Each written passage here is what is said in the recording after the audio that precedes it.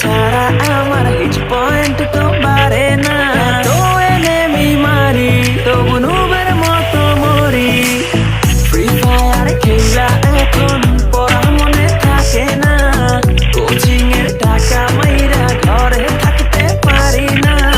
টুর্নামেন্টের চিন্তায় আমি ক্লাস করতে পারি না। ফ্রি ফায়ার খেলতে খেলতে ঘুম